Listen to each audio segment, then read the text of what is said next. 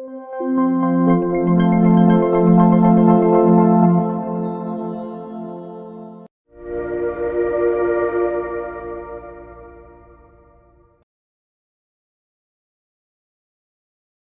бүхэндээ өнөөдөр өдрөгийг эсэлтийн ерөнхий шалгалтанд бэлдэж байгаа сурагчдаа эсэлтийн ерөнхий шалгалтанд амжилт хүсье.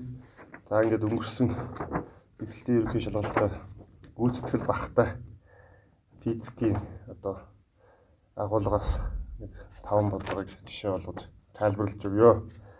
За нэгдүгээр бодлого бол механик хэмжилт гэдэг бодлого байна. За энийг нийт хүүхдүүдийн 13.2 нь бол гүйцэтгсэн байна. Өөрөөр хэлбэл маш бага гүйцэтгэлтэй ийм болгоод авсан байна. За энэ хоёр багжны хойр үнийг олох дасгал байсан байна. За эхний дасгалын хувьд бол жишээлбэл багж мөн энэ дээр зааж байсан гэсэн үг. Яг хэд гэсэн тоо заах вэ гэдгийг асууж байна. Энийг бодохын тулд хэдүүлээ эхлээд нэг ширхэг зураасны хойрын үнийг олё. За энд 0-оос 0.2-ийн хооронд нийт 5 ширхэг зураас байна. Тэгвэл нэг зураасны үнийг бид нэр К гэж тэмдэглэж. Энэ бол жишээлбэл 0.04 гарч байна. За манай асуултын хувьд бол энд харгалзаж байгаа тоог олох хэрэгтэй. За энэ мэдээж 0.6 дээр нэмэх нь 0.4 нэмэх юм байна. Дахиад нэмэх нь 0.04 нэмэх юм. Өөрөөр хэлбэл энэс ийшээ 2 зураас харгалзаж байна. Тийм учраас 0.68 гэдэг тоо гарч байна. За энэ бол гүйдэл хэмждэг багж буюу ампер метрээс юм. Тэгвэл 0.68 ампер гарсан байна. За хоёрдугаар дасгалын хувьд бол энэ температур хэмждэг термометр байна. За энэ бол ингээд дээшээ Цельсиар хэмжиж байгаа юм байна. За энд харгалзаж байгаа утгыг тооцоолж олох хэрэгтэй байна. За тэгэхээр хэдүүлээ энэ хоорондох утга жишээлбэл 10 гэсэн утга байна.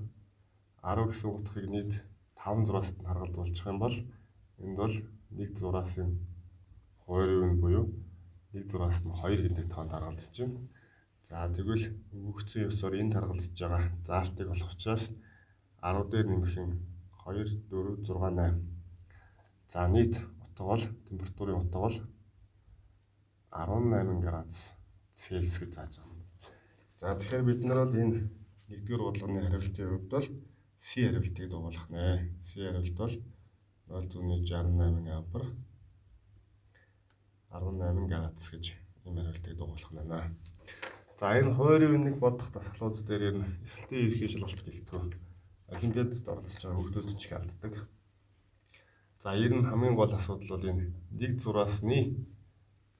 зураас ямар утгыг илэрхийлж байна гэдгийг олчиход бол бидний хойрын үнийг бодоход илүү амархан байдаг. За нэгдүгээр бодлогын хувьд энд маш олон хүүхдүүд энийг алдсан байна гэсэн үг. За хоёрдугаар бодлогын хувьд механик хүч ба хөдөлгөөн гэж байна. За энд жишээлбэл энэ бодлогын 2023 оны тестийн задгаа даалгавар буюу 2-ын 1-р даалгавар дээр нийт хүүхдүүдийн гүйцэтгэл бол 13.2-т байсан. Тэгэхээр маш бага гүйцэтгэлтэй байна гэсэн үг. За хоёрдугаар дасгалыг 2-ын 1-р дасгалыг аваад үзье. 30 градусын өнцгтэй налуу автохын ороод бэхсэн эргэвч дээгүүр тогсон утасны үзүүрүүдэд M1 нь 3 кг масстай, M2 нь 2 кг масстай ачааг бэхэлжээ гэж. За зургийн зураад үзүүлье. За энд бол 3 кг масстай ачааг бэхэлсэн байна. M1 энд бол налуугийн дагуу M2 буюу 2 кг масстай ачааг бэхэлсэн байна. За хөндийн хүчний урд татгалыг тооцох хэрэгтэй болно. За хөндийн хүчний урд татгал G. За G-г бол ер нь 10 м/сек квадрат гэж авч үзье. За M2 масстай ачаа гадаргуугийн хоорондох үрэлтийн коэффициент нь бол 0.6 гэж өгөгдсөн байна. 0.6 гэж өгөгдсөн байна. За язгуурын дор 3-ыг 1.7 гэж аваарай гэж тооц гэж өгсөн байна. За тэгэхээр энэ бодлогын хувьд бид нар эхлээд энэ биеүүдэд үйлчилж байгаа хүчнүүдийг төвсгөх хэрэгтэй. Нэгдүгээр бид үйлчилж байгаа хүчийг бол дүрслэе доош бол хөндийн хүч үйлчилнэ. За дээшээ бол утасны татах хүч үйлчилж байгаа. За хоёрдугаар бид үйлчилж байгаа хүч бол энд утасны татах хүч байна. За ийшээ нэг хүч үйлч тарах хэвээр M2G. За энэ нэг синус өнцгөөс хамаарсан өнцөг байж таах гэдэг нь альфа өнцөг. За энд бас ийшээ M2G-тэй хүч үйлчилнэ. Яг ихт доош бол хөндийн хүч буюу M2G үйлчилнэ. За тэгвэл энийг бид нар GX, GY гэдэг ингээд ялгахчаа. Өөрөөр хэлбэл M2G-ийн X, Y байгуулагчуд гэж авч үзье. За тэгвэл энд ийшээ Y тэнхлэхийг, ийшээ X тэнхлэхийг авч үзэж байна гэсэн үг. За энд даваад үзэх юм бол энд NG гэдэг хүчийг хоёр талаас дарах нь. За энэ том гурвалжин маань энд үүсэж байгаа жижиг гурвалжны хооронд төсөөтэй харьцаа үүсэж байна. Энэ өнцөг жишээлбэл энд альфа өнцөг буужрах нь байна. За тэгвэл бид нар ихт доош үйлчилж байгаа хүч, ийш үйлчилж байгаа хүч, ийш үйлчилж байгаа хүч хурвыг аваад үзье. Энэ тал нь бол M2G байж таараа. За энэ тал нь бол синусын харьцаа бичигдээд M2G X тэнхлэхийн дагав гэдэг бол M2G синус альфа авах нь. За энэ тал нь M2G Y тэнхлэхийн дагав үйлчилж байгаа хүч бол өдөөд нь байхаггүй л M2G косинус альфа авах. За нөгөө талаас энэ гадаргууд дээр байгаа учраас гадаргуугаас энэ бид үйлчилж байгаа хүч буюу нормал реакцийн хүч байх хэрэгтэй болно. За бид эхлээд бүх хүчнүүдэд дүрслээд авчлаа. Одоо энэ хөдөлгөөнийг бид нэр авч үзье, судалж үзье. За нэгдүгээр биеийн хувьд бид нэр энэ бие ихт доошоо хөдөлж байна гэж үзье. Яг тэгвэл M3 гэдэг бол 3 кг-аас тааж байгаа. За M2 гэдэг бол энд 2 кг-аас тааж байгаа. За нэгдүгээр бид үйлчилж байгаа нийлбэр хүч гэдэг бол Ньютоны 2 дугаар хуулиар N1 масстай бид А урдтгал олгож явах хэрэгтэй. За нийлбэр хүчийг аваад үзэх юм бол доошоо татж байгаа хүч нь N1G их байна. Эндээс татах хүч T-г хасч өгсөнтэй тэнцүү байна гэсэн үг. За энд бол өөр ямар нэгэн хүч алга байна. За энэ бол нэгдүгээр биеийн хувьд гэж төсөөлж. За хоёрдугаар биеийн хувьд аваад үзье. За бид түрүү ярьсанчлан X тэнхлэхийн дагав, Y тэнхлэхийн дагав гэдэг ингээд хоёр задлагдсан байна. За нэгдүгээр X тэнхлэхийн дагав Ньютоны 2 дугаар хуулийг аваад үзье. За бид үйлчилж байгаа X тэнхлэхийн дагав бид үйлчилж байгаа нийт хүчнүүдийн нийлбэр нь уг бид А урдтгал болгоно гэсэн 2 дугаар хуулийг бичих юм бол ийшээ татж байгаа хүч Т гэдэг хүч нэгдүгээрт их байна. Хоёрдугаарт ийшээ MGX буюу M2GX буюу M2G манайхаар энэ синус альфа гэдэг хүч эсрэг чиглэлд нь үйлчилж байна. За түүнээс гадна хөдөлгөөний эсрэг чиглэлд үрэлтийн хүч үйлчилж байгаа хэвээр. Энэ үрэлтийн хүчийг би F үрэлтийн хүч гэдэг нь хэлчихье. Энд үрэлтийн хүч үйлчилж байна. За бид нар үрэлтийн хүчнийхээ томыг мэдчихэж байгаа. Үрэлтийн хүч гэдэг бол үрэлтийн коэффициентийг нормал реакцийн хүчээр үржүүлэхийг хэлж байгаа. За тэгвэл Y тэнхлэхийн дагуу бид нар 2 дугаар биеийн хувьд хөдөлгөөнийг нь аваад үзье. За энэ бол Y тэнхлэхийн дагуу ямар нэгэн хөдөлгөөн хийхгүй байгаа учраас нийлбэр хүч нь тэгтэл нэмсэн байна. За нийлбэр хүчийг аваад үзэх юм бол ихт дэшээ чиглэж байгаа N гэдэг хүч байна. Эсрэг чиглэлд нь M2G косинус альфа гэдэг хүч байна. За энэ хүчнүүдийг бид нар бичсэний дараа энэ бодлогыг бодоход илүү амархан болчихно. За дасгалаа аваад үзье. Налуу автогоос M2 масстай ачаанд үйлчлэх реакцийн хүчийг олоогч. За нэгдүгээр асуулт нь бол энд харагдаж байна. Эндээс юу гэж үзэх вэ? N гэдэг бол M2G косинус альфа. За энийг цаашаа аваад үзье. M2 нь 2 кг, G нарав гэдэг бол 20 ньютоныг косинус 30 градус гэдэг бол 6.3-ыг бахан 2 аа. За энэ өөрөө 1.7 тоо тэнцэж байгаа учраас энд 10 үлд нь 17 ньютон хүчээр үйлчилж ирсэн байна. Өөрөөр хэлбэл А хариулт бол 1, Б хариулт бол 7 гэж гарсан байна. За ингээд нэгдүгээр даалгаврыг бол хийчлээ. За хоёрдугаар дасгал ачаануудын хурдтгал ямар байх вэ гэж асууж байна. За тэгвэл одоо бид нар Энэ систем тэгшгэлийг бодохын тулд эхний хоёр тэгшгэлийг аваад үзье. Эхний хоёр тэгшгэл гэдэг бол энэ нэгдүгээр тэгшгэл, хоёрдугаар тэгшгэл хоёрын хооронд нь нэмжээ. За нэмэнгууд яах вэ гэхээр энд байгаа энэ татах хүчнүүд устгах боломжтой болчихж байна. За энийг энэ зэнд бичээ. M1 маста ачаан дээр M2 маста ачааг нэмсэнтэй адилхан болно. За ингээд M1G-гээс хасах нь M2G синус альфа хасах нь үрэлтийн коэффициентийг нормал реакцийн хүчээр үүснэнтэй адилхан. За эндээс А гэдэг хурдтгыг бол боломжтой байна. M1G хасах нь M2G синус альфа хасах нь μ n хуваах нь M1 M2-ийн нийлбэр байна. За нэг цаашаа бодоод үзэх юм бол M1 нь бол 3m чинь 30-аас хасах нь M2 чинь 20 байгаа. Синус 2-1 30-аас 2-1 буюу 10 болно. За энэ бол 17-г 0.6-аар үржиж байна. 17-г 0.6-аар үржих гэдэг бол 10.2 та тэнцэж байгаа шүү байна. Энийг нийт 5 кг-аас тувааж байна. За ингүүл А гэдэг хурдтгал бол за эндээс шууд харагдаж болж байна.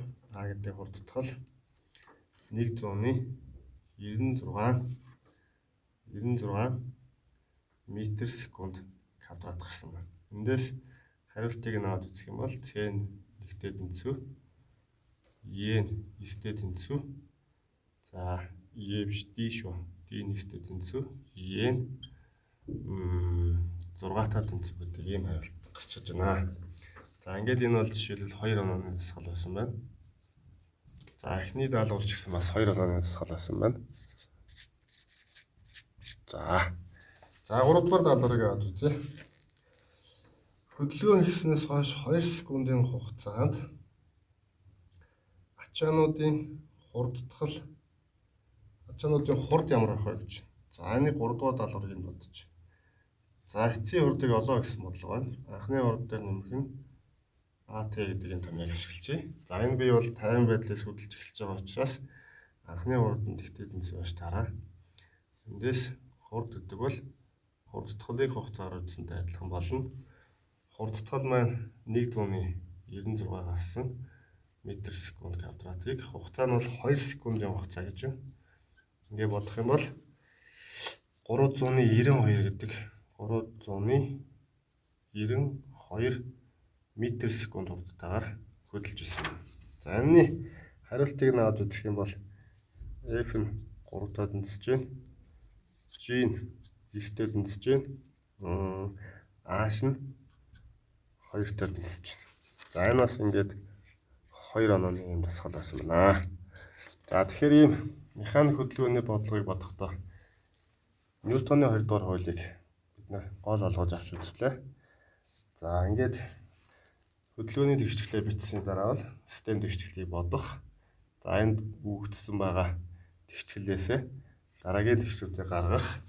За 3 дугаар дасгал дээр үүгдсэн хурдыг олохдоо бид нар ийм томьёонуудыг ашиглалаа. За 3 дугаар бодлогын цахилгаан хэлхээ гэдэг хэсэг дээр нийт хүүхдүүдийн гүйцэтгэл бол 15.2 тайсан байна. За энэ бодлогон дээр жишээ авч тайлбарлаж өгье.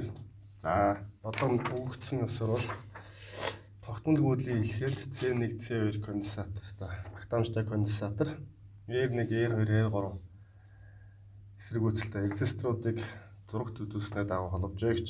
За хүчтэл нь бол 0.18 вольт, R1 нь 2 ом, R2 нь 3 ом, R4 нь 4 ом, R3 нь 4 ом, C1 нь 3 микрофарад, C2 нь 2 микрофарад. За тогтмол гүйдэл конденсатороо дамжихгүй гэж. За тэгвэл за нэгдүгээр даалгавар бол хэлхээний ерөнхий гүйдлийг олоо. Эхлээд энэ зургуудаар аваад үзэх юм бол энэ тийм газардуулга харагдаж байна. За газардуулга гэдэг бол юу гэж юм вэхээр энэ цэгийн потенциал нь 0-тай тэнцээ шүү гэсэн санааг илэрхийлж байгаа. 0 потенциал. За потенциалыг юугаар тэмдэглэжээ? Толгойроо хэлэхгүй тулд. За тэгвэл бид нар энэ хоёр конденсатор дээр хүчтэл унжаа болохоос биш ямар нэгэн гүйдэл гүйхгүй байгаа маань. Өөрөөр хэлбэл энэ хоёр конденсатор маань бүрэн цэнэглэгдсэн гэдэг утгыг өгүүлбэр дээр үзүүлсэн байна.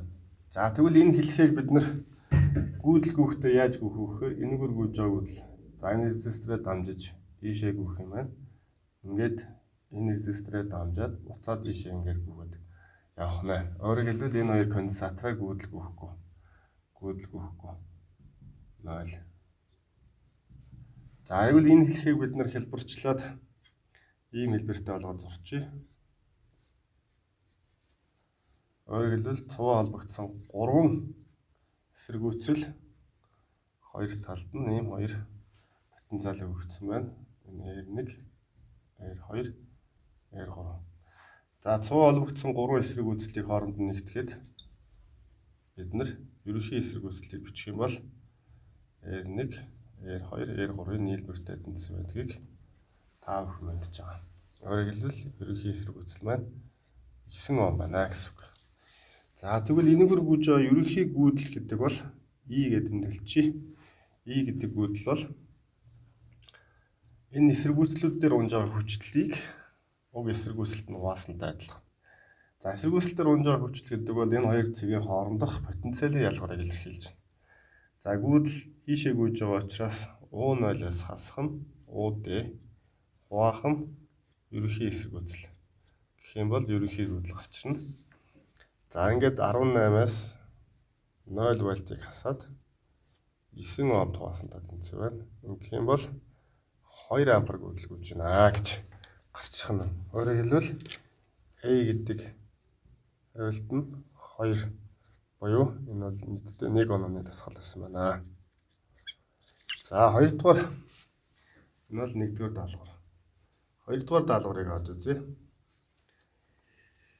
B цэгийн потенциал ямар вэ гэж асууж байна. За энд ингээд өгөгдсөн B, A, B, C, D гэдэг тэмдэглэсэн байгаа учраас бид нэр B цэг гэдэг бол энэ цэгийн потенциалыг хэлж байна. Энэ цэгийн потенциалыг O, B гэдэг тэмдэглэж байна.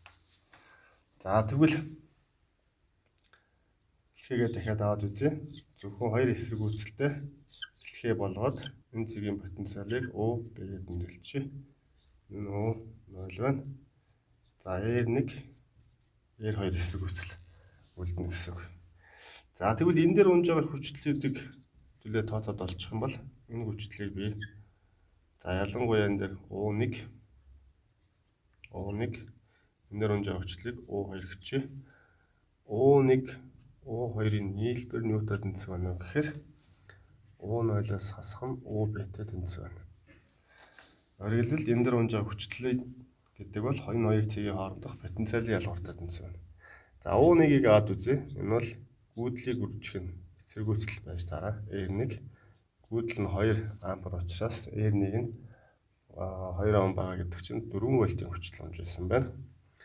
O2 дээр гүйдлийг үржих нь R2 гэж бичих юм бол 2 амперыг 3 Ом-ын эсэргүүцлээр үржих буюу нийт 6 вольт гэх юм.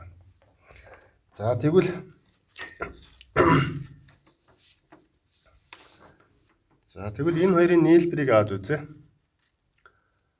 Нийлбэр нь буюу энэ хоёрын нийлбэр нь 10-таа тэнцэж байна. 10 тэнцвэр O0 нь 18 байгаа. 18 хасах нь OB гэдэг потенциалтай тэнцвэр болж байна. Эндээс OB-г олох юм бол 18-аас 10-ыг хасах юм бол OB нь 8 вольт гэнэ. Өөрөөр хэлбэл B хариулт нь 8-тай тэнцвэргээд энэ бол өөрөө 1 Ом-ны тасгал байсан байна.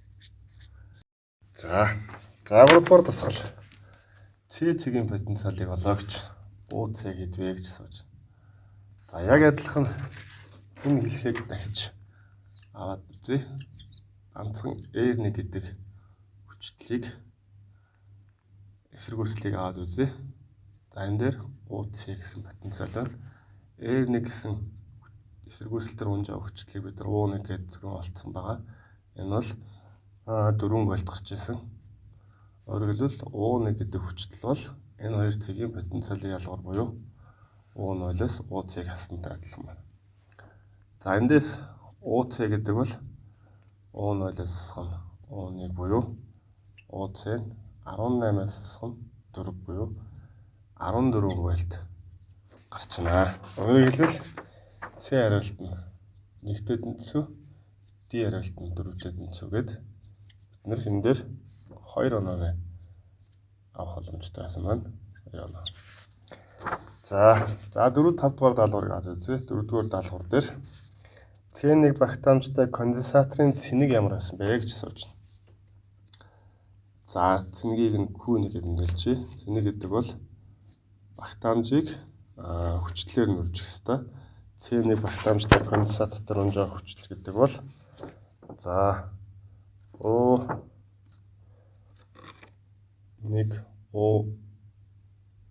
C1 гэдэг нэлж. За энийг цаашаа аваад үзье.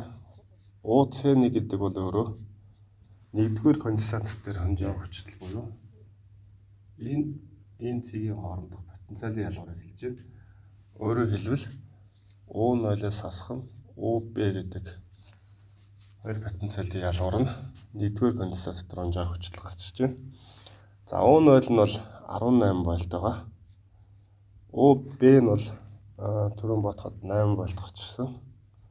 Ингээд конденсатор дээр бол эхний конденсатор дээр 10 вольтын хүчлэл хонж байна. За эндээс эхний конденсатор дээр цэнийг олох юм бол багтаамж нь биднэрт 3 микрофарад гэдэг өгсөн байгаа. 3 микрофарад үржих нь 10 вольт. Үржих юм бол нийт 30 микро кулон гэдэг юм цэнийг хоримтлагдсан байсан байна. За өөрөөр хэлбэл E хариулт нь бол 3-таа тэнцэж байна.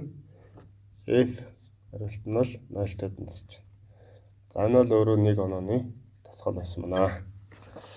За 5 дугаар даалгавар. C2 багтаамжтай конденсаторын цэник хэдвэ гэж асууж байна. За тэрийг Q2 гэдэг нэрлэжээ. Энэ бол адилхан C2-ыг уг конденсатор дээр унжаа хүчлэл OC2-ээр үржсэнтэй адилхан байна. За OC2 гэдэг бол өөрөө C цэгийн потенциал, D цэгийн потенциал хоёрын хоорондох зөрүү байна гэсэн үг. Өөрөөр хэлбэл OC-гээс хасах нь OD-тэй тэнцүү. За биднэрт өгөгдсөн ёсоор OD бол 0 учраас эндээс OC2 нь OC-тэй тэнцүү буюу бид түрүү OC-г олоход бол 14 вольт гарч ирсэн. За тэгвэл эндээс Q2 цэнийг олох юм бол C2 маань өөрөө 2 микро фарад гэж өгөгдсөн. Энийг OC2 буюу 14 вольтоор үржүүлэх юм бол 28 микро кулон гарах юм байна. Өөрөөр хэлбэл G гэдэг хариулт нь бол 2-таа тэнцүү, H гэдэг хариулт нь бол 8-таа тэнцүү буюу ингээд энэ 1 онооны тасгал байсан байна. За ингээд хамгийн гүйцэтгэл багтаа 3 бодлогыг тайлбарлаж өглөө. За үүнээс цааш бас зөндөө олон бодлогууд байгаа боловч бидний цаг зав нөхцөл байдлаас холбоолоод энэ хүрээд дуусгая гэж бодож байна.